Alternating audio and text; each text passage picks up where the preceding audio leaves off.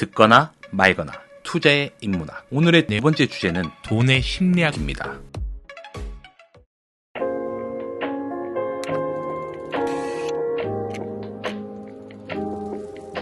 오늘은 저 역시 오랜 시간 투자 업계에 종사하며 많은 사람들을 가르치면서 발견한 공통된 현상에 대해 이야기하려 합니다. 많은 사람들이 재정적 목표를 이루지 못하고 투자에서 실패하는 이유는 심리적 요인이 깊숙이 자리 잡고 있습니다.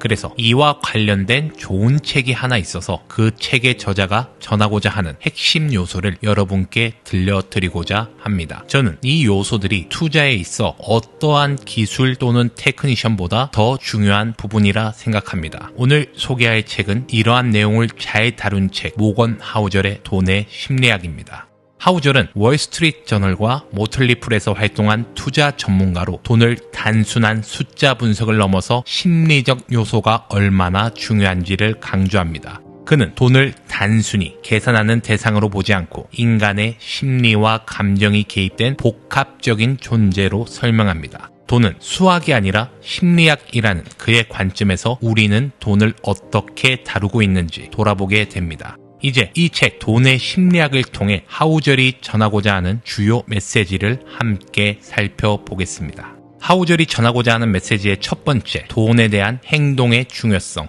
우리는 흔히 돈을 다룰 때 이성적이라고 생각합니다. 수익률, 투자 포트폴리오, 리스크 관리, 기술적 요소에 집중하죠. 하지만 하우절은 이렇게 말합니다. 돈은 수학이 아니라 심리학이다. 즉 돈을 어떻게 느끼고 생각하는지 그리고 그에 따라 어떻게 행동하는지가 재정 성과에 큰 영향을 준다는 것입니다. 저 역시 앞선 영상에서 삶에서의 탐욕, 요행, 나태가 투자에서도 그대로 드러난다고 강조했던 것처럼 이러한 심리적 요소가 우리의 투자 결과에 큰 영향을 미칩니다. 예를 들어 과거에 큰 손실을 경험한 사람은 지나치게 보수적일 수 있고 반대로 이익을 경험한 사람은 공격적인 투자를 선호하게 될 수도 있습니다. 더 나아가서 큰 손실을 빠르게 회복하려고 하고 반대로 큰 이익을 더 큰 이익으로 빠른 성공을 하려고 하는 이런 성향이 있습니다. 결국 삶 전체에서 하는 행위와 행동이 돈을 다루는 모든 영역에 영향을 미친다는 것을 기억해야 합니다. 감정적인 반응이 단지 재정 성과뿐만 아니라 삶의 전반적인 균형까지 무너뜨릴 수 있음을 깨닫는 게 중요합니다. 두 번째로는 개인의 경험과 돈의 관계입니다. 돈에 대한 우리의 접근 방식은 개인의 경험에 크게 좌우됩니다. 같은 경제 교육을 받아도 각자의 경험에 따라 돈을 다루는 방식은 다를 수밖에 없습니다. 예를 들어 경제 위기에 자란 사람들은 상대적으로 위험을 회피하는 심리적 경향이 있고 부동산 붐 시기에 성공을 경험한 사람들은 부동산에 대한 신뢰가 강할 수 있습니다. 이렇듯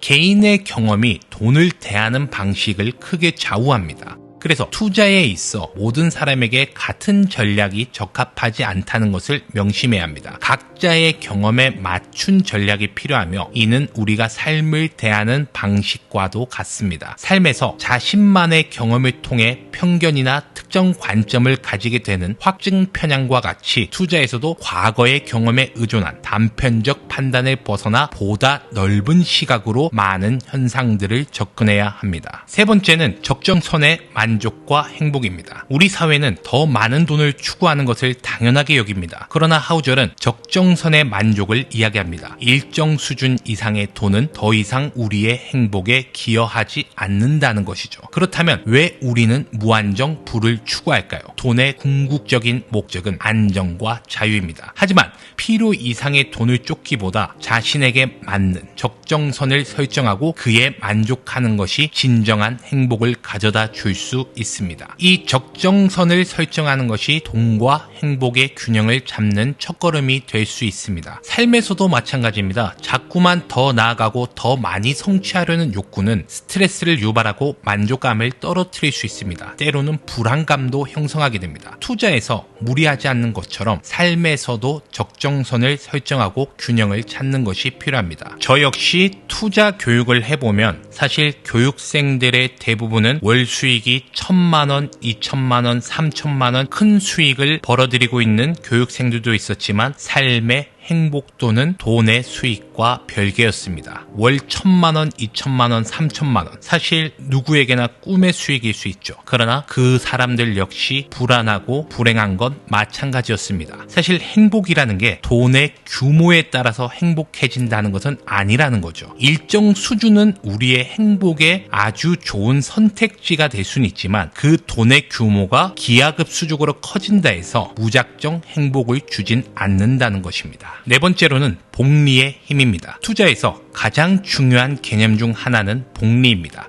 하우절은 시간의 힘을 강조하며 단기적인 수익보다는 장기적인 복리 효과를 부를 축적하는 데 있어 가장 강력한 도구라고 말합니다. 복리의 힘을 극대화하려면 꾸준한 투자와 인내가 필요합니다. 하지만 많은 사람들은 단기적인 수익에만 집착하다가 큰 기회를 놓치곤 합니다. 복리의 진정한 힘은 시간과 함께 쌓이는 것입니다. 시장의 단기 변동에 흔들리지 않고 장기적인 관점에서 투자를 이어나가는 게 굉장히 중요합니다. 삶의 다른 영역에서도 이 원칙은 유효합니다. 관계, 건강, 자기개발 모든 것은 사실 단기적인 성과보다는 장기적인 꾸준함을 통해 더 큰 성과를 얻습니다. 단기적인 유혹에 흔들리지 않고 꾸준한 노력이 삶의 성공에도 필수적인 것처럼 말입니다. 여러분들이 알고 있는 세계적인 투자 거장 워렌 버핏이나 또 다른 투자 거장들도 오랜 기간 동안 꾸준히 수익을 내는 것을 이야기하고 그것을 이뤄냈죠. 여러분들은 과연 내가 어떤 투자가 되었던 삶에서 어떤 분야가 되었던 이것을 꾸준하게 노력을 할 생각으로 했던 것인지 아니면 어떤 현실적인 상황, 투자에서 욕심을 넘어서 탐욕으로 인한 손실에 대한 회복에 대한 강박 이런 것들이 여러분들을 조급하게 해서 단기적인 수익에만 초점을 맞춘 건 아닌지 한번 돌아볼 필요가 있어 보입니다. 마지막으로 하우절이 이야기하는 통제 불가능한 변수와 재정 계획의 유연성. 우리가 돈을 다룰 때 통제할 수 없는 변수들이 많습니다. 경제 위기, 금리 인상, 전쟁, 불확실성은 언제나 존재하죠. 중요한 것은 이 불확실성은 대응할 수 있는 유연한 재정 계획입니다. 많은 사람들이 고정된 재무 계획에 집착하지만 인생은 계획대로만 흘러가지 않습니다. 예상치 못한 상황에 대비해 재정 계획의 유연성을 확보하는 것이 더 안정적인 재정 관리를 가능하게 합니다. 삶에서도 계획이 예상대로 진행되지 않는 순간들이 많습니다. 이때 유연하게 대처할 수 있는 태도가 필요합니다. 투자에서뿐만 아니라 삶에서도 어느 정도의 융통성을 가지는 것이 진정한 안정을 찾는 비결입니다. 그래서 결국 여러분들은 단기적인 수익 또는 단기적인 성공을 쫓아가면 결국에는 더 뒤로 더 오래 걸리게 된다라는 말을 전하고 싶은 것 같습니다. 여기서 중요한 포인트는 여러분들이 투자를 할 때 내가 가진 자금에서 심리적으로만 접근을 할 것이 아니라 올바른 심리적 태도를 가지고 투자를 해야 한다는 것을 모건 하우절은 전달하는 것 같습니다. 오늘 우리는 모건 하우절의 돈의 심리학을 통해 돈을 다루는 데 있어 심리가 얼마나 중요한지를 살펴봤습니다. 단순히 숫자를 넘어 우리의 마음과 경험이 돈을 관리하는 데 큰 영향을 미친다는 점을 꼭 기억해 두시길 바랍니다. 저 역시 많은 분들에게 투자 교육을 하면서 99%가 투자에 실패하는 이유는 삶에서의 태도와 심리적 통제 그리고 절제의 실패 때문이라는 것을 알게 되었습니다. 삶 전체에서 하는 행위와 행동이 돈을 다루는 모든 영역에 영향을 미친다는 사실을 잊지 말아야 합니다. 여러분의 재정적 목표와 투자 전략을 세울 때 이러한 점을 염두에 두고 장기적이고 균형 잡힌 접근을 하시길 바랍니다. 돈을 제대로 다루는 법을 배우는 것은